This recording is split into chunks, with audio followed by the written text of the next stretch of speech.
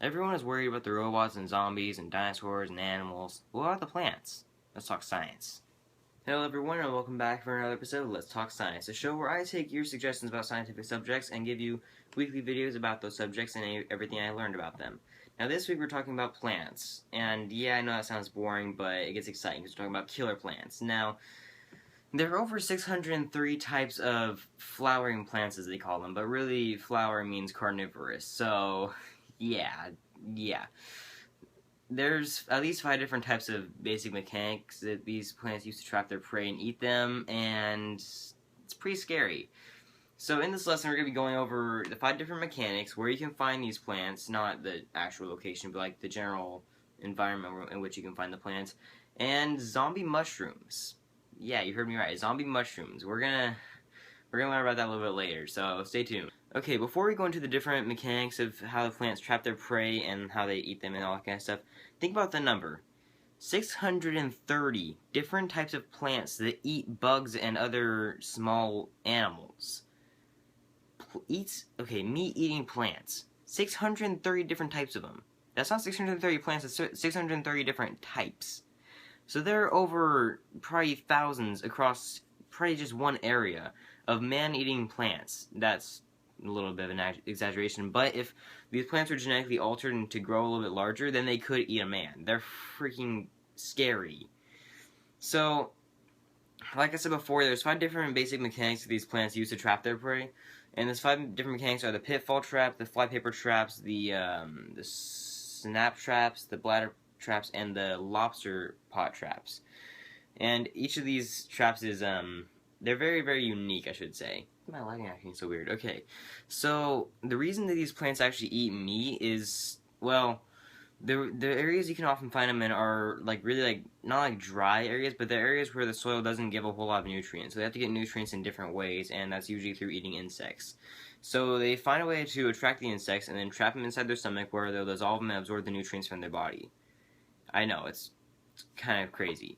But the first book that there was ever even published about these man-eating plants, not man-eating, I need to stop calling them that, these carnivorous plants, was written by Charles Darwin, you know, the guy who went to the island and he came up with the theory of natural selection, and he wrote all the books about the birds and the finches and the evolution and stuff like that. He wrote this book in 1875, and it was called Insectivorous Plants, which insectivorous is like carnivorous, or carnivorous if you want to call it that. But insectivorous just basically means we eat insects. So, yeah, we have 5 different types of mechanical plants, which I already named. So we're going to go over each one of these types of plants. Now, the first of these different types of mechanical traps that I'm going to talk about is the pitfall trap. Now, the pitfall trap has evolved in a certain way that its leaves are arranged in kind of like a funnel. So if an insect crawls onto the funnel, then it accidentally slides in, and just like, yeah, it's like it works like a funnel. So if an insect like crawls through, it just slips in, goes into the acid, the stomach acid kind of fluid thing in it, and then it just dissolves it, breaks it apart, takes all of its nutrients, and yeah, that's all there is to it. Now, an example of the pitfall trap user would be a pitcher plant. Now, there's tons of different types of pitcher plants, so go ahead and look at the picture. Can't talk to you guys, I'm sorry. Go ahead and look up pictures of the pitcher plant because I'm very sorry. I have very, very low budget technology. I'm recording this off my phone. That's how low my budget is because I don't have a computer. Because if you look over there, my computer's all beat to crap. That's why I covered it with stuff. I used to go on my computer all the time, but I need to get a new computer, so I can't use it. So I just covered it in crap. So yeah, when I get a better computer, we might have some more animations, we might have some more pictures and stuff like that. But for now, I'm just going to give you guys the names. You can go look it up yourself. I'm very, very sorry. Maybe you'll have some kind of animation. Actually, I could probably draw it on my whiteboard if you guys want. I'll see. Well, if I'm down to it, if we have enough time, I'll just put all the pictures at the very end. Now, our second type of trap is known as the flypaper trap. Now, the flypaper trap plant usually has a sticky adhesive or any kind of sticky substance on its, like, not its stem, but like it has a sticky substance around it, so that way if any insects come near it, like catches it, and it just like holds it there until the thing dies and it can absorb all the nutrients out of its body. It's kind of nasty. An example of this would be a pinguicula. I think that's how you pronounce that. Sorry if I'm butchering that. It is called butterworts. Butterworts. That's funny. Okay, all butterworts aside, one of the most well-known types of carnivorous plants is the Venus flytrap, and that Venus flytrap is a type of snap trap. plant, where a saptrap plant is where it has two leaves that come together to form a prison. Now, there are tons of different types of plants that have the same ability, just Venus flytraps are the most well known. And you know the little hairs that kind of look like teeth around the edges? Well, the fly is like flying down and it accidentally touches one of those hairs, and when it lands into the mouth, then the thing just closes and captures it. Now, I always thought it had some kind of nervous system or like some kind of brain, because how else would it be able to close like that? How else would it be able to trap things? But how else would it be able to move? But it actually doesn't. It just has a mechanism, kind of like a machine, where if one thing is triggered, then it causes the entire trap to spring shut. So it doesn't really have any kind of brain. It just kind of you touch a hair, the thing's gonna shut. It's just as simple as that. So yeah, that's how Venus flytrap works. I never knew that. That's pretty interesting. That was actually the reason I started this episode, because I really like Venus flytraps and I want to get one because I have a little pet. Have you guys ever seen Steven the Venus flytrap? It's like a little short where these guys like get like a Venus flytrap and they put like a Santa beard on him, and like they put like a little Santa hat and they put like Google eyes on him. It's really funny. They put all kinds of stuff on their Venus flytraps. They have one where like the Venus flytrap's smoking. It's funny. Now, after our Venus flytrap snap trap plants, we have our bladder trap plants.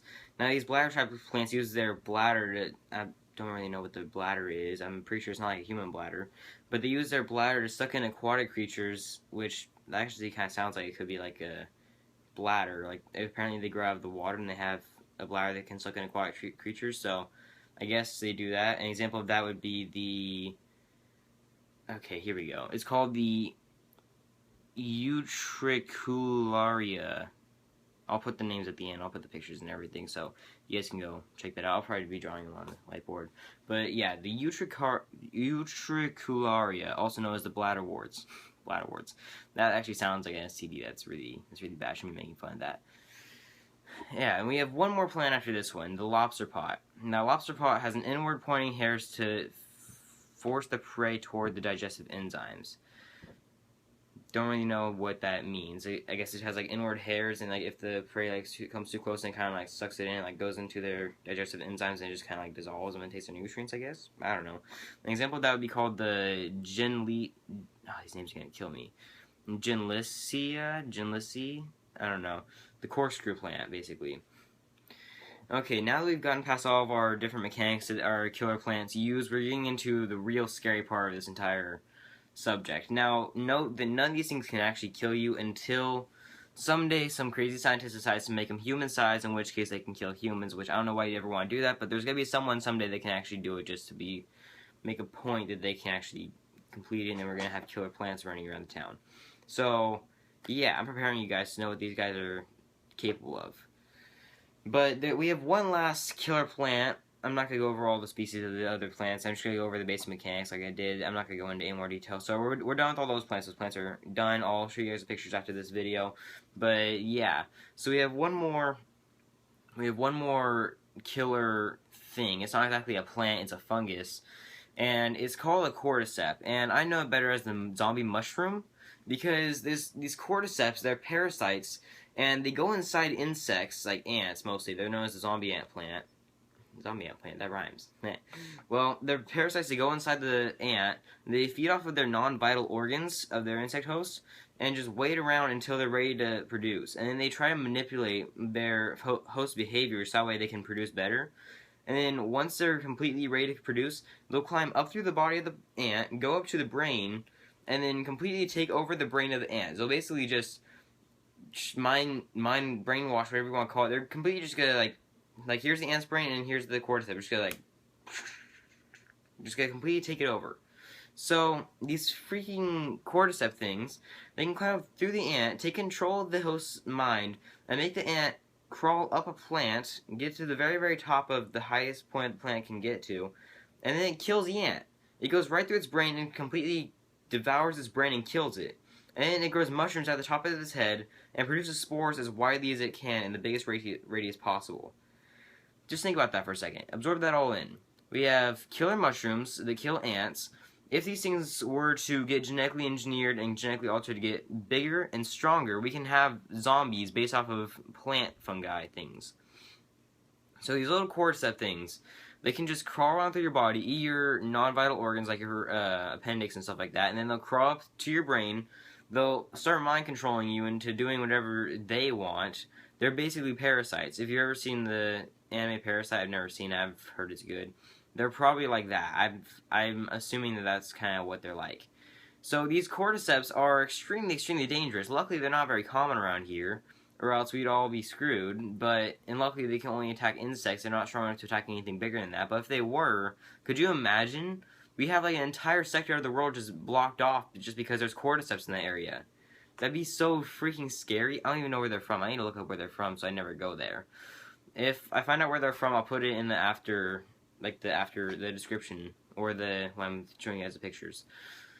But yeah, that's about it for this video, guys. I hope you guys enjoyed it. I hope you learned a few things about scary plants and what's not to do around them because they could eat you. I still want a Venus flytrap after this. It's gonna be awesome. As long as he doesn't like somehow genetically mutate and turn into like this enormous piranha plant like on Mario and just like, you know, yeah, eat me. So yeah, that's about it for this video, guys. Thank you so much for watching. Be sure to check out the description because I'm gonna have my Twitter, my Instagram there. You guys can check that out to see when I'm gonna be uploading new content and what it's gonna be about. You guys can suggest me different subjects on there, and yeah, just thank you guys so much for watching, and I really appreciate it. Hope you guys had fun, and sorry, Jesus, no more dark matter. Alright guys, well, I was going to draw them for you, but I realized it'd be easier just to grab my dad's iPad and just show you the pictures of them myself. So, this is a basic pitcher plant. They're basically shaped like a pitcher. So, yeah, like an insect would like crawl like up here and then just fall through to the bottom and just, oh crap, what did I just do? No, I don't want to click on the picture. Go back. Go back. There we go. Yeah, so they hang in, I'm pretty sure they hang in higher trees. But yeah, so then I'll show you the other plants like the flypaper plant, the Venus flytrap, the bladderworts, and the corkscrew plant. So, see now these are butterworts. Like you can see like the like kind of like the sticky stuff on the let's see if you can see the sticky stuff on the stems. Yeah, like insects will stuck to that and then they'll absorb all the nutrients out of it. And of course we all know the Venus flytrap. There's a picture of one that actually made the prison for its insect. You can see.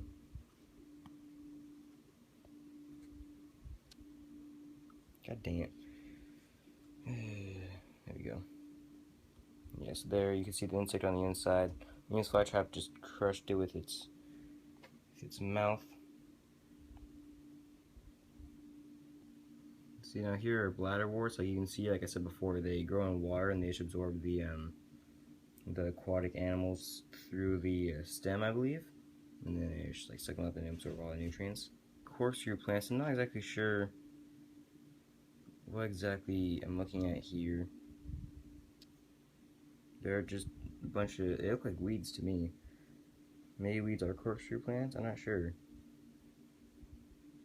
But yeah, so they drag things in to their digestive enzymes and just absorb them, I guess. I don't really